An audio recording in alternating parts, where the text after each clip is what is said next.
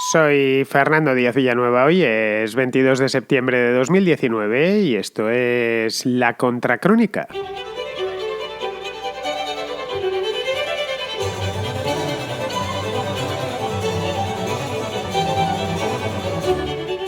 Bienvenidos a La Contrarréplica, el programa monográfico de los domingos destinado y dedicado exclusivamente a las llamadas de los oyentes, a esas notas de voz que me enviáis al WhatsApp y que tengo muchísimas pendientes, como bien sabéis. Estoy pasando notas de hace todavía mucho tiempo, trato de que sean temas más de fondo y no tanto temas del día, que procuro ir colando a lo largo de la semana para que no envejezcan. En las notas de voz pasa como con el vino, pero a la inversa. Las notas de voz envejecen fatal, a no ser que sean de temas de fondo, asuntos que da igual que tratemos hoy o dentro de 6 meses. Así que voy dejando esos que se pueden tratar dentro de 6 meses para, pues eso mismo, para dentro de 6 meses, incluso a veces para algo más. Bien, si queréis enviar notas de voz a la contracrónica o a la contrahistoria o al contraplano o a la contraportada o al contracorte, los que seáis patronos o fans en iVoox, tenéis que enviarlo al siguiente número de WhatsApp. Ya sabéis que lo digo solo los sábados y los domingos. Es el 690 82 7909, con el más 34 delante por si estáis fuera de España. Las llamadas, os lo digo una vez más, tienen que durar entre 1 o 2 minutos aproximadamente. Libros y películas pueden durar un poquito más y tanto lo mismo con las preguntas de la contrahistoria. Pero estas de la contrarréplica, por favor, os lo pido, sed breves porque así entrarán más y sobre todo, también os lo digo muy a menudo, que se escuchen bien. Que no haya ruido de fondo, que se escuche alto y claro, nada más. No hace falta que hagáis grabaciones profesionales, no es necesario, simplemente que se escuche bien. Muy bien, pues dicho esto, pasamos ya a la contrarréplica.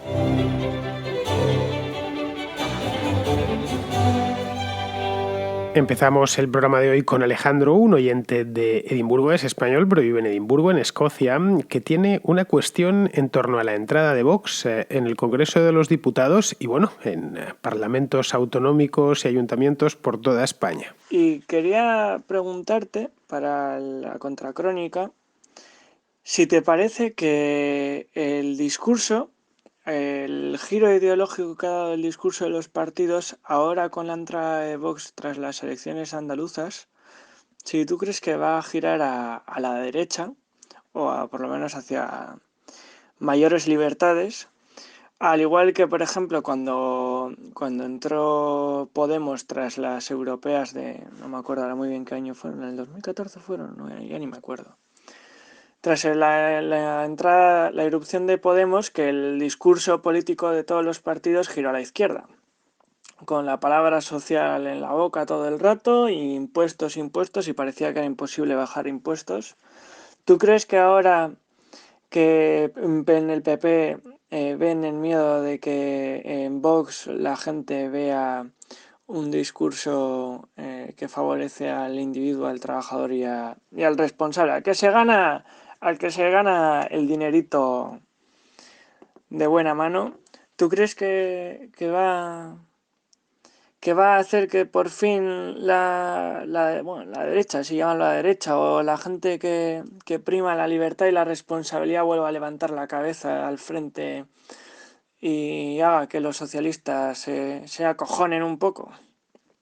Bueno, puedes quitarlo de acojonar igual.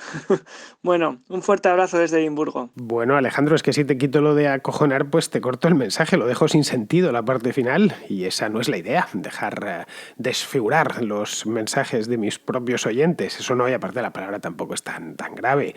Yo no empleo ese término, al menos en la contra, por supuesto, pero no por nada, sino porque trato de usar un castellano lo más estándar posible, ya que 1/3 de los oyentes de este programa provienen de Hispanoamérica, y hay ciertas palabras que utilizamos en España, pero que no necesariamente tienen que ser entendidas allí. Así que no lo suelo decir, pero vamos, en mi vida privada sí. En mi vida privada, como buen madrileño, digo mucho lo de acojonar y estar acojonado. Para los hispanos de América que no lo sepan, estar acojonado significa estar asustado. Es lo mismo que estar ahuevado, que creo que eso ahí, al menos en algunos países, sí que se dice. Bien, asustarse no sé si se han asustado los partidos de la derecha en España con la irrupción de Vox, pero su entrada ha tenido influencia en la derecha, eso es indiscutible. Se pudo ver en las últimas elecciones, tanto en las del mes de abril como en las del mes de mayo, las municipales y regionales, y se pudo ver en el PP y en Ciudadanos. Vimos cómo incidían mucho más en algunos temas como la unidad de España, el control de la inmigración, el no pasarse con los impuestos, por ejemplo. Hay candidatos del PP de Ciudadanos, o candidatas en este caso, como Cayetana Álvarez de Toledo, Belén Arrimadas, que sí se han sentido interpeladas por la llegada de Vox y han endurecido su discurso. Lo hemos visto a lo largo de los últimos meses muchas veces. Arrimadas ya estaba ahí desde hacía tiempo y más o menos la conocíamos por su papel y su discurso en Cataluña, pero Álvarez de Toledo, que había sido diputada hace años, pues ha vuelto a serlo y se ha convertido en una de las diputadas estrellas del Partido Popular. Bien, al otro lado, es decir, más allá de Ciudadanos, la llegada de Vox no ha conseguido nada, porque las televisiones fueron a por ellos, fueron a por Vox desde el primer momento y les montaron una formidable campaña en contra. Eso lo sabemos todos los que estamos en España, pero no hace falta ni estar en España. Cualquiera que lea la prensa española, como supongo que ya sabrás, no hay periódico, televisión o cadena de radio que no se refiere a Vox sin endosarle antes el prefijo ultra. Es automático, los ultras tal, bueno, y lo de ultraderecha, etcétera, ¿no? Y eso evidentemente ha tenido consecuencias, especialmente del centro para la derecha, entre los partidos de izquierda, o centro-izquierda, izquierda, por supuesto, naturalmente la extrema izquierda. Aquí es curioso porque cuando apareció Podemos, a pesar de que es un partido de extrema izquierda, no se utilizaba lo de extrema izquierda, cuando realmente si lo que queremos es situar en el espectro político centro, derecha, izquierda, centro-derecha, centro-izquierda, y los que conforme te vas alejando del centro pues tienen que ser extremos. No tiene por qué llevar ningún componente negativo, es algo puramente descriptivo, pero me consta que les molesta y mucho, sobre todo a la gente de Podemos, que les digas que son de extrema izquierda cuando están a la extrema izquierda. En Vox hicieron de la necesidad virtud y a lo largo de la campaña electoral se inventaron aquello de sí, somos de extrema derecha, somos de extrema necesidad, lo cual estuvo, la verdad, muy bien hallado porque era una manera de, al final, como sabían que no podían luchar contra ello, que se lo estaba diciendo todo el mundo, pues al menos se apropiaban el término.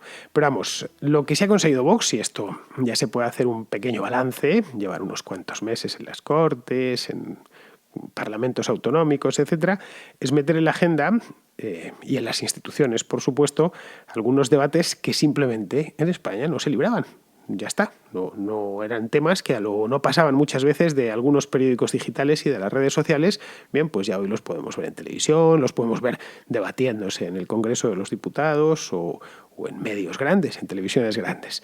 Bien, vamos a seguir, vamos ahora con Jesús, que vive también no en Escocia, vive en Inglaterra, y tiene una pregunta sobre la Constitución estadounidense. Hola Fernando, muchas gracias por tu programa, es como un oasis en el desierto, la verdad. Mi pregunta es sobre la Constitución, en concreto la americana. Pues después de estudiar un poco el tema, me sorprende que la Constitución americana, siendo tan buena como es el presidencialismo, de la que los americanos se sienten siempre tan orgullosos y hablan tanto de su libertad y de su sueño americano, y que realmente está muy bien hecha con sus contrapesos. Sin embargo, los americanos, donde sea que van, donde sea el país que intervienen, o incluso cuando ayudaron a reconstruir Europa después de la Segunda Guerra Mundial, nunca han exportado su constitución, su presidencialismo, su separación de poderes, su doble vuelta, su diputado de distrito uninominal.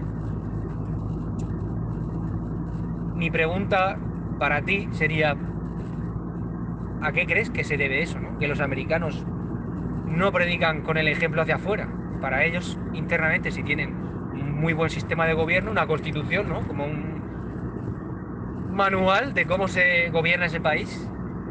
Luego hacen mucha injerencia en otros países, pero luego cuando van a esos países nunca exportan su constitución, que habría hecho el mundo probablemente mucho mejor de lo que es ahora mismo en toda Sudamérica y muchos países de Europa y muchos sitios donde los americanos se han involucrado. Y esa es mi pregunta, muchas gracias. Pues mira, Jesús, los estadounidenses sí que han tratado de extender su modelo de gobierno, su sistema político, todo lo que han podido, ¿eh? En prácticamente toda Hispanoamérica los sistemas políticos están inspirados en el de Estados Unidos. Son todos repúblicas presidencialistas que en principio y sobre el papel, prácticamente todos los casos, a excepción ya de dictaduras abiertas, como puede ser el caso de Cuba o de Venezuela, todos los casos consagran la división de poderes y prevén contrapesos, como una Cámara Legislativa, en ocasiones dos, como es el caso, por ejemplo, de Argentina, de México, que tiene una doble cámara, que es operativa, además las dos cámaras, y por supuesto un Tribunal Supremo que en principio sobre el papel es independiente. Pero claro, de nada sirve tener un buen sistema político si lo corrompes desde dentro. ¿Sí? Pisoteas esos contrapesos, los pisoteas de manera deliberada y deformas todo lo bueno que pudiera tener la estructura del sistema, el armazón del sistema. Se puede diseñar el mejor sistema político del mundo. Sobre el papel lo aguanta todo. Luego eso, ponlo en la práctica y ya veremos si los encargados de custodiar ese sistema son los primeros en acabar con él, que es lo que ha pasado muy a menudo en los países hispanos.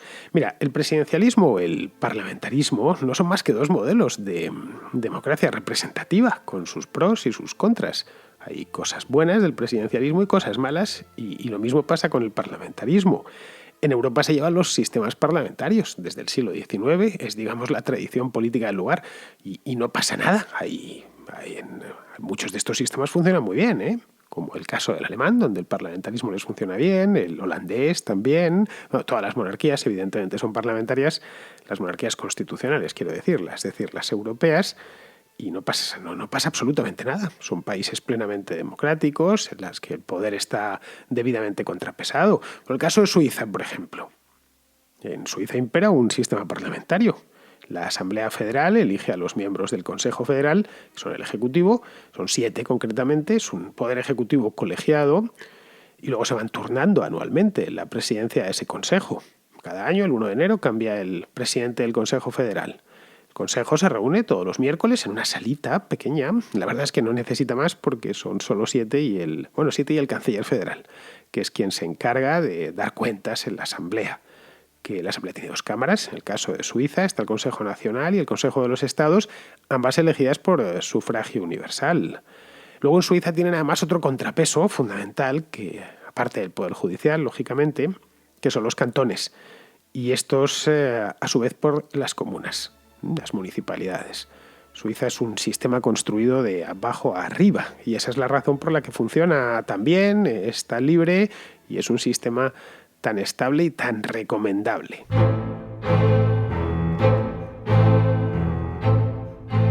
Seguimos con Sergio, un oyente de México, que de los contrapesos quiere hablarnos, concretamente del contrapeso judicial, es decir, de los jueces. Quiero compartirte mi opinión sobre el tema que acabas de publicar de cuando los jueces estorban. También he contrastado que esta opinión la compartimos muchos mexicanos. Lo que quiero decir es que el presidente López Obrador la ha emprendido ahora contra el Poder Judicial de la Federación y de los altos funcionarios que ahí trabajan, con el excelente pretexto de que los altísimos salarios y prestaciones que perciben todos los jueces y ministros de la Suprema Corte de Justicia son excesivos, y tienen toda la razón.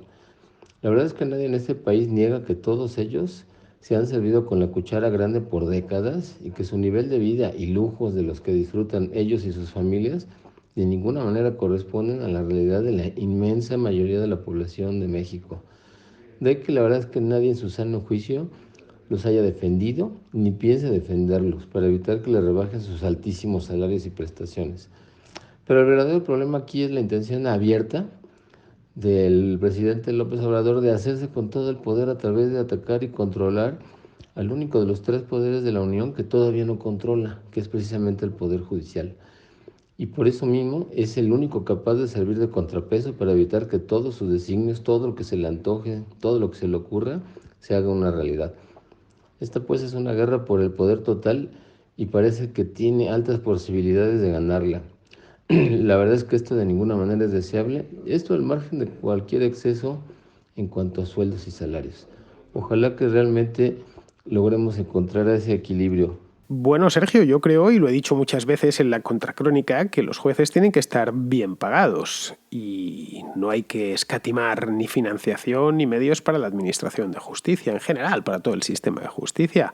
Más aún en un país como México, con una corrupción tan extendida y habida cuenta del poder que allí tiene el narcotráfico, que es capaz de comprar a cualquiera y de asesinar a quien le venga en gana. Entonces, en un país así, con esos problemas, los jueces tienen que estar especialmente blindados desde el punto de vista físico, porque no debe de ser nada fácil ser juez en lugares como en estados como Sinaloa, por ejemplo, y además bien pagados, para que no tengan la tentación de corromperse. Es decir, de que un narco local les ponga dinero encima de la mesa y automáticamente tomen ese dinero y decidan fallar si es que tienen que hacerlo a favor de ese narco, ¿no? Cuando el narco ha cometido una matanza o cualquier cosa.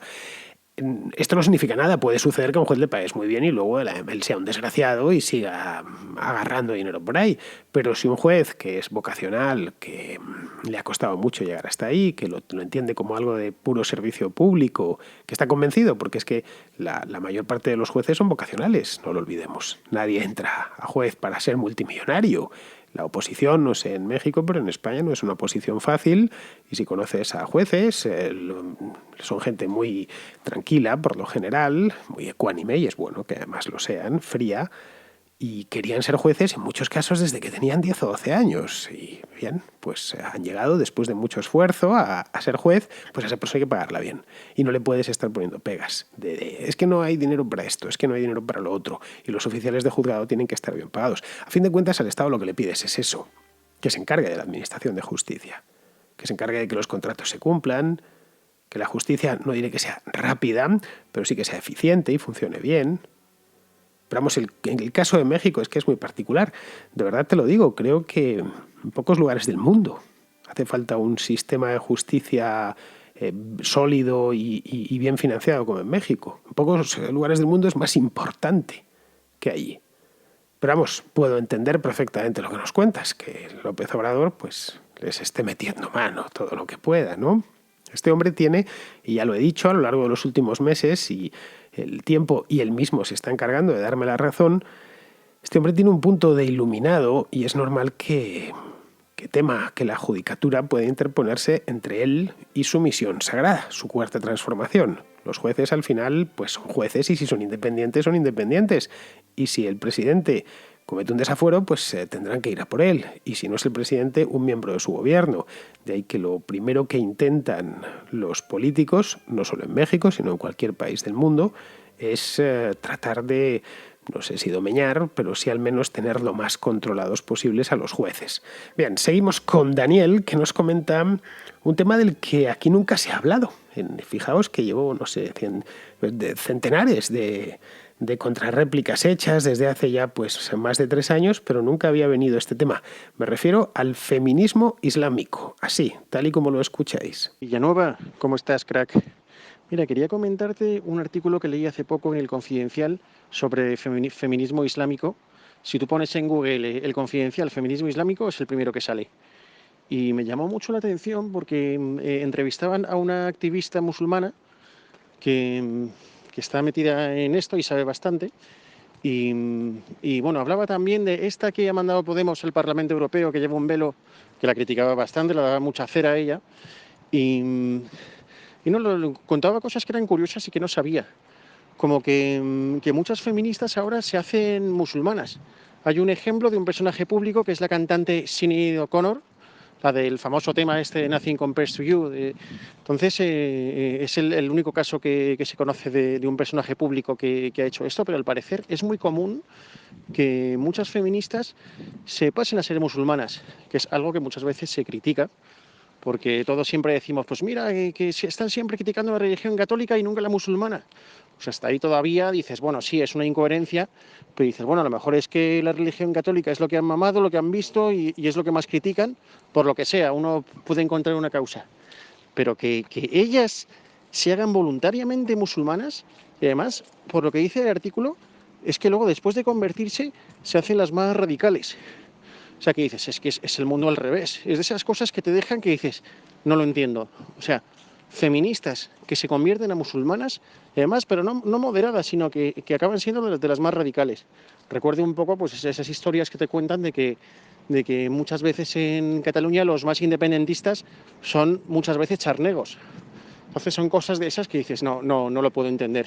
Pues tendrías que hacer un día un programa en el que hagas un análisis de todo esto, porque me parece un tema muy interesante. Cómo una mujer con una ideología muy de izquierdas, muy feminista, se puede pasar al Islam y además con esa radicalidad. Así que a ver si un día haces un programa sobre este tema, que es muy, muy, muy interesante. Creo que requiere ser analizado por un experto como tú, Villanueva. Un abrazo, ten un buen día. Bueno, Daniel, el feminismo islámico es como el hielo abrasador, el fuego helado del que hablaba Quevedo, pero refiriéndose al amor, no al feminismo islámico, claro está, ¿no? Es un oxímoron, no hay más.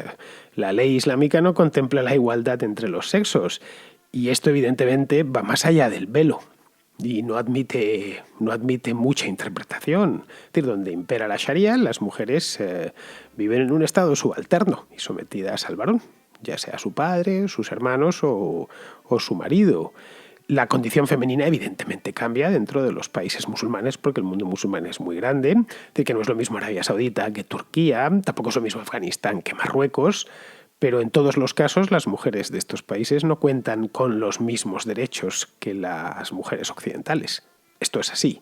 De nuevo, esto es un hecho. Podemos ir país a país, cosa que evidentemente no tengo el tiempo, pero vamos, que no estoy interpretando nada. Mira, en Arabia Saudita, donde impera una forma bastante pura de la Sharia, las mujeres no pueden desplazarse sin acompañamiento de un pariente masculino. Esto es real.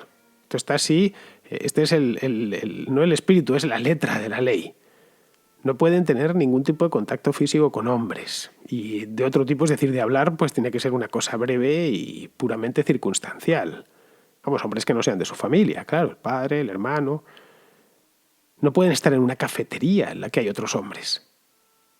Esto es tal cual. Tú llegas a Jeddah o a Riyadh, a un Starbucks, que los hay, y hay zona para hombres y zona para mujeres. No puedes tener, como sucede en cualquier otra parte del mundo, estar sentado en una mesa tomando café y que al lado haya una mujer desconocida tomando café. Eso en Arabia Saudita es simplemente imposible porque lo impide la ley. Luego, si coinciden en el trabajo, hay segregación estricta por sexos. De hecho, existen en Arabia Saudita accesos separados para hombres y mujeres, tanto en oficinas como en tiendas. Vamos, que hasta hace un año no podían ni siquiera conducir un automóvil. Esto lo aprobaron como gran reforma, creo que fue en verano del año pasado. El caso de Arabia Saudita obviamente es extremo. Me he ido a un extremo, pero vamos que hay unos cuantos extremos en el mundo musulmán, no es el único. Afganistán también hay que echarlo de comer aparte. La República Islámica de Irán, que en este aspecto es más abierta, claro, es más abierta con respecto a Arabia Saudita, pero si lo comparamos con España o Francia, pues obviamente ninguna mujer española o francesa toleraría un trato semejante como el que le dan a las iraníes, ¿no? Pero vamos, en países más abiertos, como puede ser el caso de Marruecos, donde pueden verse incluso mujeres sin velo. Marruecos está muy cerca de España, es decir, que no es un país que sea desconocido para nosotros. Pues la propia reina, que se llama Lala Salma, aparece en las fotografías, a veces sin velo y sin nada, tiene un pelo rizado, así, es una mujer muy guapa. Bueno, pues esto no sería impensable, por ejemplo, en países como Arabia Saudita, ¿no? Pues allí en Marruecos, insisto, de los países más abiertos en este aspecto y donde las mujeres han conquistado más derechos, las mujeres están discriminadas, por ejemplo, en las herencias. Te preguntarás por qué, es decir, que heredan menos que sus hermanos varones. Pues al parecer porque así lo dicta el Corán. También es legal, por ejemplo, en Marruecos la poligamia, aunque eso sí requiere, según parece, el consentimiento de la primera esposa. Pero vamos, si eso sucede en Marruecos, que es de los países musulmanes más avanzados en este aspecto, vamos, creo que de feminismo islámico no podemos hablar. Es simplemente una contradicción. Bien, vamos ahora con Alejandro, que nos cuenta una curiosidad sobre las marcas blancas de Podemos. Buenos días, Fernando. Estoy escuchando tu podcast hablando sobre la caída de Sánchez y hablando, aunque sea circunstancialmente, de las marcas blancas que utiliza Podemos para presentarse a las elecciones.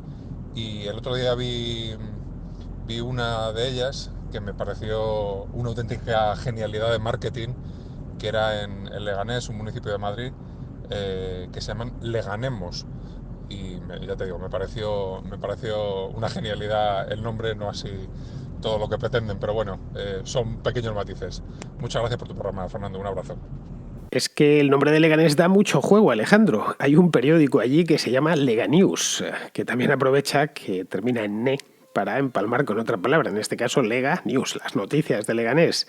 Las marcas blancas o confluencias, que es como ellos lo llaman y además les gusta llamarlo así, son todas muy previsibles desde el punto de vista onomástico.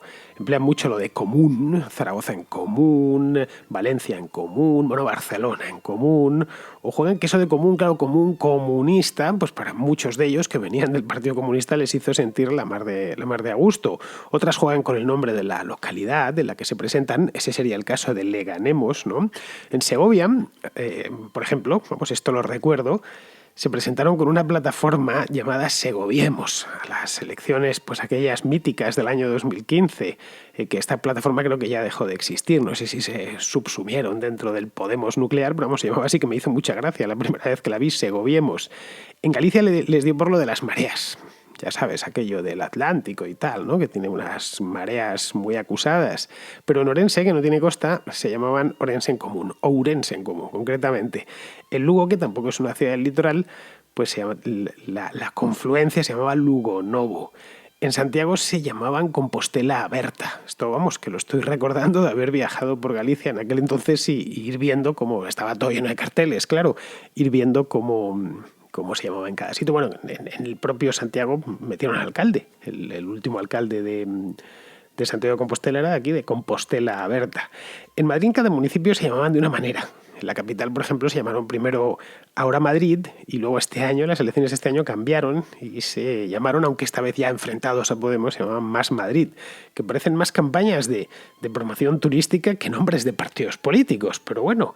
Pero vamos, de todas las confluencias que habidas y por haber en los últimos 5 o 6 años, el nombre más chiripitifláutico era el de Catalunya sí que es pot. No sé si lo recordarás. Vamos, Catalunya sí que es pot significa Cataluña sí se puede. Que daba lugar a interpretaciones diversas, porque claro, no era Cataluña sí puede, que esto hubiera sido una posibilidad. Cataluña sí puede, no. Ni tampoco era sí se puede en Cataluña. Lo que hicieron fue poner el nombre, Cataluña, el nombre de la región, y luego un lema de manifestación, el sí se puede que coreaban en el 15M. La pena es que esto de Cataluña sí que es pot solo se presentase para las elecciones autonómicas del año 2015, cuando se presentaba a Rabell como cabeza de lista. Muy bien, pues vamos a ir terminando ya. Vamos con Adrián, que nos regala una reflexión sobre el conspiracionismo. Y es que básicamente el conspiracionismo no es una única ideología y un único pensamiento. Es un conglomerado de pensamientos y de teorías que van desde lo más absurdo hasta lo más verosímil. Desde que la Tierra es hueca o que los políticos son reptilianos o robots camuflados de humanos, hasta la teoría de que el 11S pues, pudo ser de una u otra forma un montaje. Hay algunas pruebas que indican que ahí hubo algo extraño. Yo no sé la verdad acerca del 11S, yo aquí no me voy a dar de que sé lo que pasó realmente allí, pero bueno, en los restos de aquel atentado pues se encontró pues una especie de nano explosivo de uso militar muy avanzado y entonces ahí hay algo extraño. Aparte de esto, quería mencionar otra teoría conspiracionista que está totalmente demostrada, que es la guerra de 1898, en la que Estados Unidos declaró la guerra a España con la justificación de que España supuestamente habría hundido en La Habana el buque de la Armada estadounidense, el Maine. Entonces es muy sospechoso que un buque de la Armada estadounidense llegara al puerto de La Habana sin previo aviso y sin realizar el protocolo diplomático para avisar a las autoridades locales de que un buque de la Armada de otro país va a llegar en misión diplomática, y qué curioso que este buque llega de improviso sin cumplir los protocolos y de repente explota y los estadounidenses decían que es que en el puerto de La Habana habían colocado unas minas para hundir aquel barco. Es decir, algo totalmente estúpido, algo que no beneficiaba a España en ningún aspecto hundir ese barco y que sin embargo benefició mucho a Estados Unidos ya que eso le permitió obtener Cuba, Puerto Rico y Filipinas, es decir, un acceso a los mercados del Caribe y un acceso a los mercados de Oriente, de Asia. Entonces, esto es cuanto menos sospechoso, está prácticamente demostrado que esto fue un autoatentado, una cosa horrible que hizo Estados Unidos a sus propios conciudadanos con tal de aumentar su poder en el mundo. Y esto se puede decir que es una teoría conspiracionista que es prácticamente demostrable. Entonces, el conspiracionismo abarca desde la izquierda hasta la derecha, desde el fascismo hasta el comunismo, pasando por el anarquismo, abarca muchísimas ideologías políticas. Y solo quería remarcar que en este mundo, pues es un poco inocente pensar que este mundo está en manos de nuestros políticos. Hay muchísimos intereses, las organizaciones supranacionales, los bancos, los grandes bancos, grandes multinacionales, y entonces los gobiernos tienen que bailar entre todos estos poderes. Bueno, Adrián, te veo muy acelerado, muy echado para adelante con lo del Maine. A ver, del Maine nunca se ha sabido a ciencia cierta quién echó el acorazado abajo, ¿eh? Te lo digo ya por si no lo sabías. A ver, pudo ser un atentado de bandera falsa o un simple accidente. Lo que sí se eliminó es lo de la mina española. Estados Unidos podía haber intervenido en cualquier momento en aquella guerra. Cuando quisiese. Es decir, no necesitaba la coartada del Maine, podría haberse buscado cualquier otra.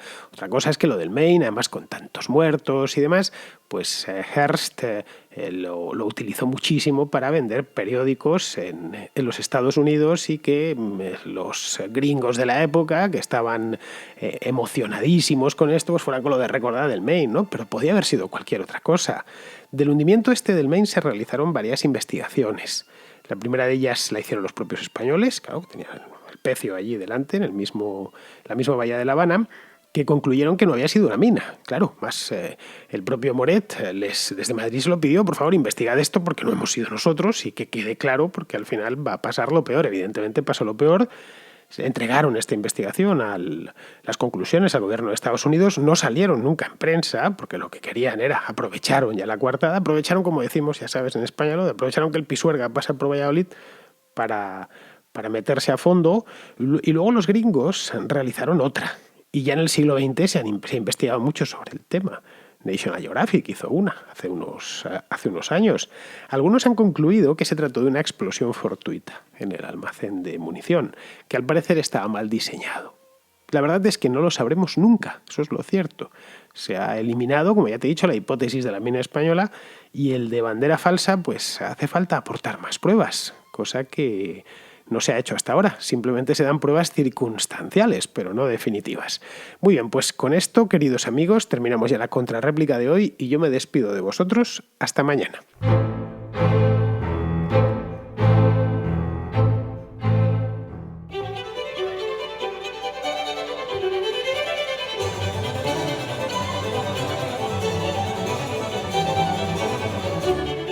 La Contracrónica y la Contrahistoria son dos programas de radio independiente que existen gracias a sus oyentes. Si te gustan, puedes patrocinarlos. Lo puedes hacer de dos maneras, a través de patreon.com/Díaz Villanueva o instalando la aplicación de iVoox en tu teléfono y pulsando la tecla Apoyar.